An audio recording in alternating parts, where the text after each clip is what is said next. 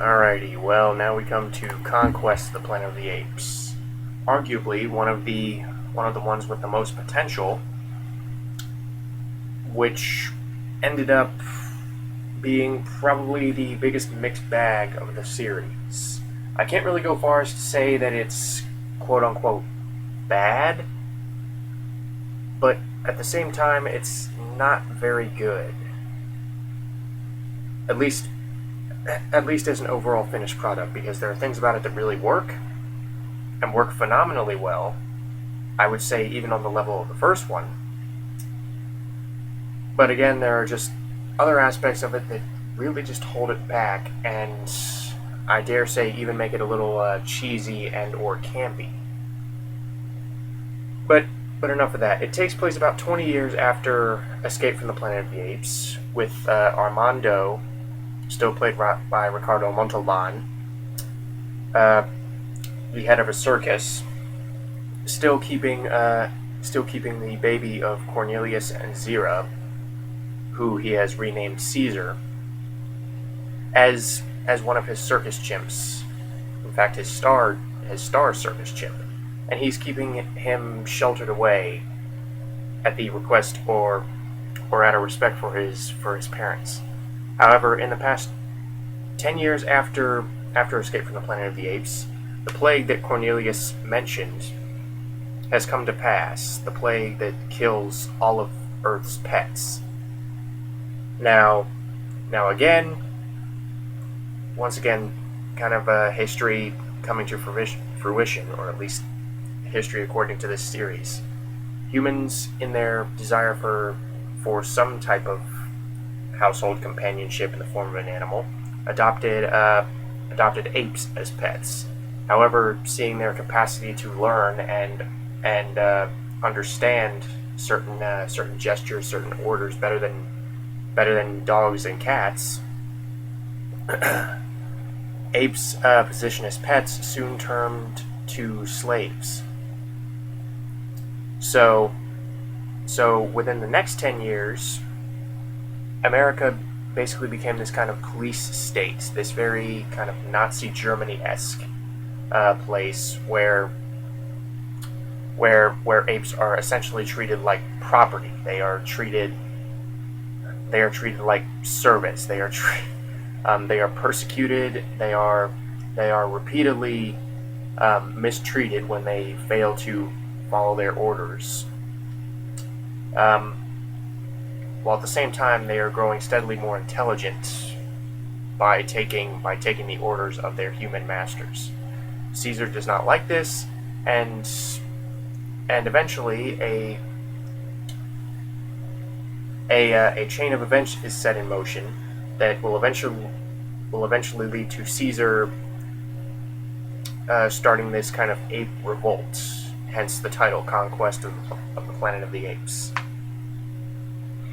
Alright, so this movie basically hinges on two performances, or at least two performances I really remember. Well, three, but two in the beginning, and then... Alright, the point is, Roddy McDowall is back as Caesar. Now you may be questioning, why did they bring Roddy McDowall back for Caesar if he played Cornelius in the previous films, or two of the three previous films? And my answer to that is, well, despite the fact that Caesar looks almost exactly like his dad, they must have decided, well, they have a really good thing going here with Roddy McDowall. They have this phenomenal actor who has already proven he can work extraordinarily well through the ape makeup. So they might as well not fix a formula that is not broken. So, and not only that, but Roddy McDowall's performance in this is good enough. In fact, is great enough to where I didn't really mind him playing the son of his former character. I mean, yeah, at first I said, you know, whether it be for budgetary limitations or some other explanation, he looks almost exactly like Cornelius in terms of the mask that they put on him. But again, his performance is good enough to where I didn't mind after a while, especially since especially since the character of Caesar, played by Roddy McDowall in this, is just so distinct from the very soft-spoken Cornelius. Caesar, he is a lot more naive, and you really see the wheels turning in his head throughout the movie. You see him becoming more aware of how the apes are treated throughout the movie. You see him becoming more hostile. You see him becoming more confident. So, again, being able to convey all this, which in this case with minimal dialogue, because Caesar really only talks in the first half hour, 20 minutes of the movie when he's with Armando, and in the last half hour when he's leading the ape revolt. For the rest of the time, he's kind of he's trying to blend in with the other apes so as to avoid being targeted for being the son of the two intelligent apes from the future, because the humans, as we all know, killed Cornelius and Zira for fear of their eventual enslavement and destruction. So Caesar hides for good reason. And again, Roddy McDowall being able to convey all of these different facets of his character with so little dialogue, while at the same time working through this mask that you really have to exaggerate your face to be able to act through, is a real credit to his acting ability. And again, I do not blame them in the slightest for bringing him back. And the other performance that's really good in this movie is Ricardo Montalban, which, old news. Hey, Ricardo Montalban is really good in a movie. He's always good. He really left a pretty big impact, or at least to me anyway, he left a really big impact despite his relatively small role in the previous movie, Escape from Planet of the Apes. And his relationship with Caesar feels very genuine. It feels very fatherly. It feels, you really buy that this guy does not completely understand what Caesar means for the world, but at the same time you really get the sense that he really has this moral compass, and he really has some amount of love for Caesar and concern. So if the movie was just about these two, I would have been satisfied. And this actually leads me to one of the biggest problems I have with the movie, is that there are many missed opportunities here. Because really, well, I'll get to that later. But some of the other guys, like Natalie Trundy, is back. This time as an ape. She played one of the scientists in the last one, if I'm remembering correctly. She's now an ape.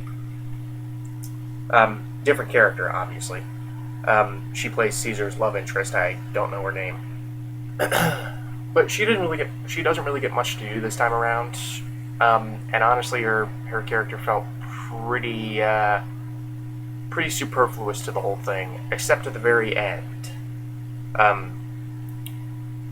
But again, trying to set up this character, this love interest for Caesar, just for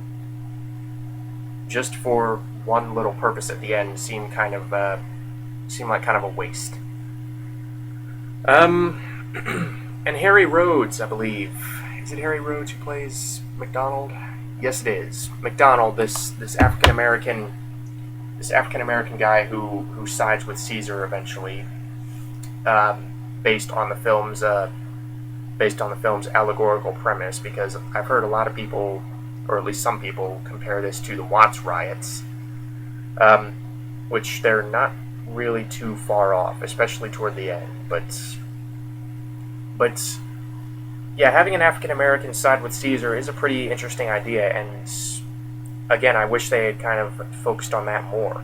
And the other actors, like Severn Darden, I hope that's how I'm pronouncing his name, and Don Murray, they don't really have a whole lot of dimension to them. They play humans, and they're just kind of evil just for the sake of being evil, just for the sake of proving Caesar's point that mankind has no morals, he has no sense of decency, blah blah blah. They are not the least bit interesting. Um,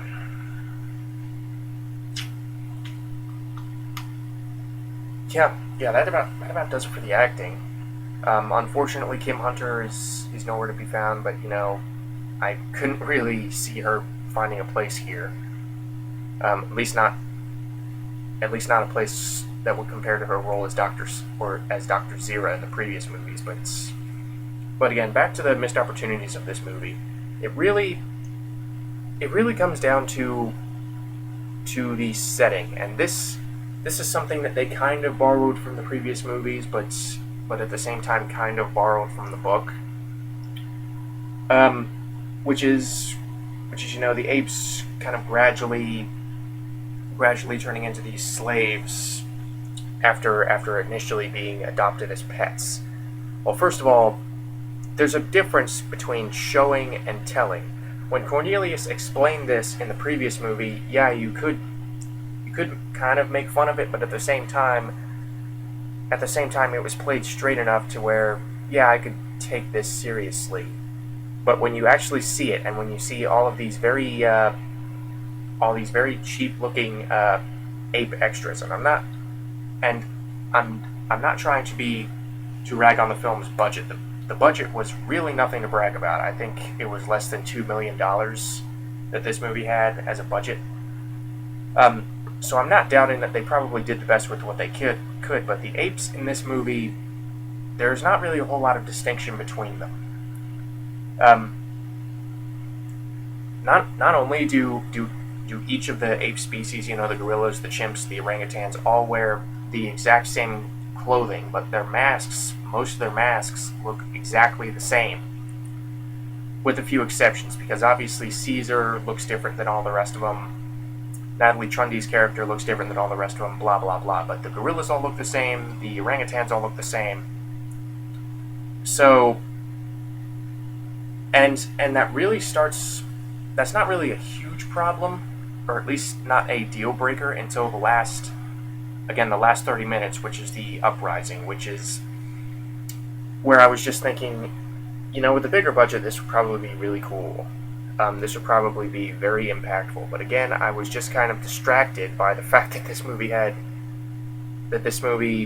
and even some of the simian movements, because again, one of the reasons I was able to buy it slightly more in the beginning of the movie is because all of the extras had this very simian-like movement to them, kind of like the apes in the previous movies. However, that kind of starts to fall apart in the climax. I mean, some of their movements look really kind of too human.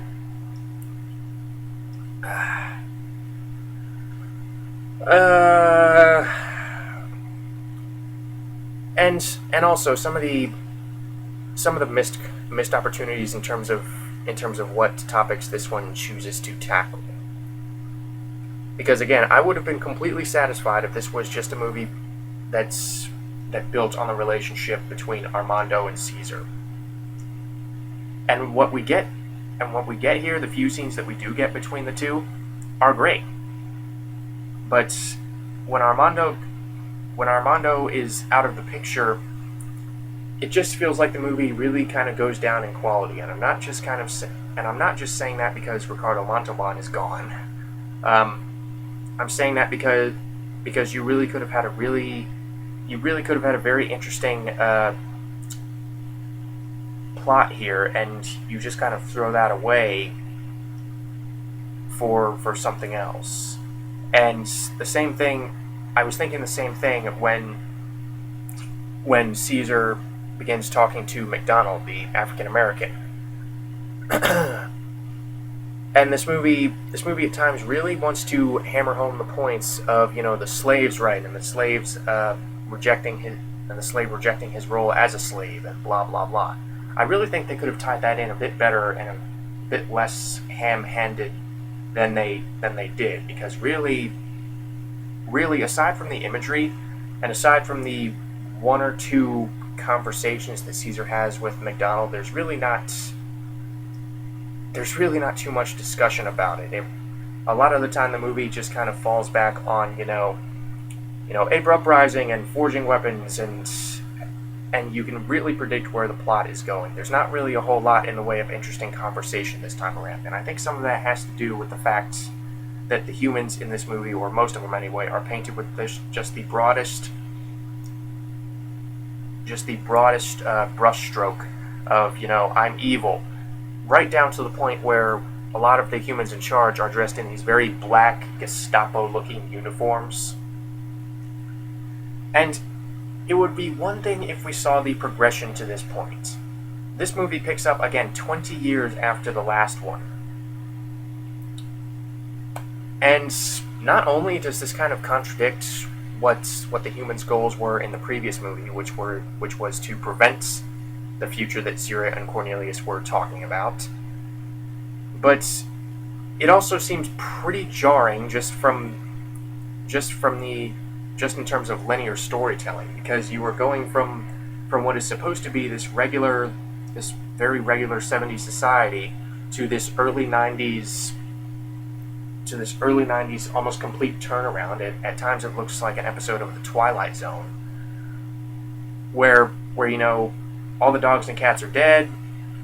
Apes have there's no progression from pets to slaves. The apes are just slaves at the beginning of this movie. And again, it goes back to that fundamental problem with this movie of them not really taking enough time to develop develop these concepts and plot lines that in a much better structured movie could be very interesting. This movie takes place in a time when Caesar is an adult and society has already gone down the tube in terms of persecution against the apes. So there's really not much sympathy to be left for the humans. There's really not too much concern. We want Caesar to win, and I don't really think that's an appropriate. I don't really think that's an appropriate reaction to have regarding the eventual domination of mankind by apes, because it should be a little less black and white than apes good, humans bad. And again, some of the humans are fine because like I said, McDonald and Armando are sympathetic to Caesar's cause, or at least Caesar himself. But again, some of these really Gestapo-esque guys in charge, honestly, are pretty distracting. They kind of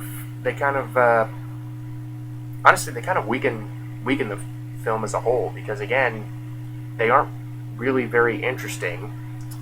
And in a movie, again, where the humans are dominated by this species who is supposed to be lesser than them, I just honestly think that I should have had more of a reaction than, yeah, apes should win, without any kind of hesitation. But again, this movie is not all bad. Like I said, a lot of the best moments come from Roddy McDowall, Ricardo Montalban, and Harry Rhodes. And when the film does choose to delve into these topics, the slaves, right, and some of the conversations that he has with McDonald, and again, just some of the less politically packed scenes with Caesar, like when he finds out Armando is dead, and you see this very these very hard-hitting emotions on Roddy McDowall's face mask. It just, moments like that are really the reason to see this movie. Again, I can't really go so far as to say that this movie is good, but at the same time, I don't really think it's bad. Because again, the setting is jarring, and honestly, it doesn't really make a whole lot of sense. Because it kind of contradicts what the humans were trying to do in the last movie in trying to prevent this future. You would think that these two apes from the future who actually predicted what was going to happen to mankind in great detail, you would think they would try and go against that instead of doing exactly what Cornelius and Zira were saying, which is kind of make apes their slaves. So really, killing Caesar wouldn't really do anything. If anything, killing Caesar would kind of delay delay the eventual future. Maybe. and and also again, another manner in which it doesn't make sense is the fact that they've got the apes doing these really menial tasks. Again, it's the difference between showing and telling. If you were telling us, the film seems to have its priorities backwards in terms of what to show and what to tell.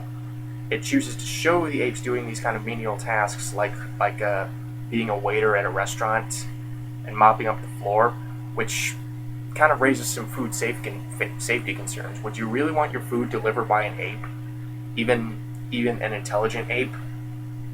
No. That's ew. So the movie seems to take time showing us stuff like that can honestly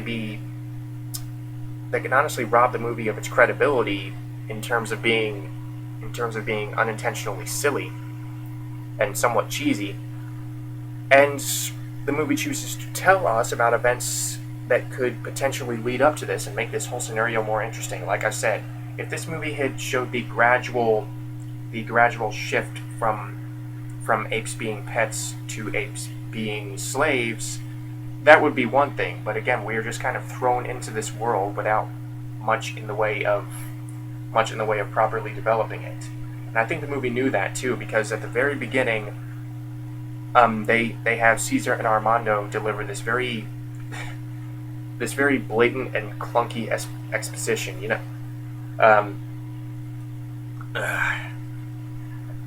So yeah, I can't really give this a wholehearted recommendation, but again, at the same time, I can't really deter you from watching it either, or at least not completely, because like I said, there are some very strong moments in this movie, but again, they are kind of sabotaged by some of the sillier aspects and some of the aspects that the movie, or some of the missed opportunities and some of the aspects that the movie does try to tackle that don't really work out. But if you are going to see this movie, go for the three main performances. Go for Roddy McDowall, Ricardo Montalban, and Harry Rhodes. Those three make the movie. I mean, even if the writing is nowhere near as strong as it could be, and you will probably pick that up with some of the topics that the movie just kind of glosses over.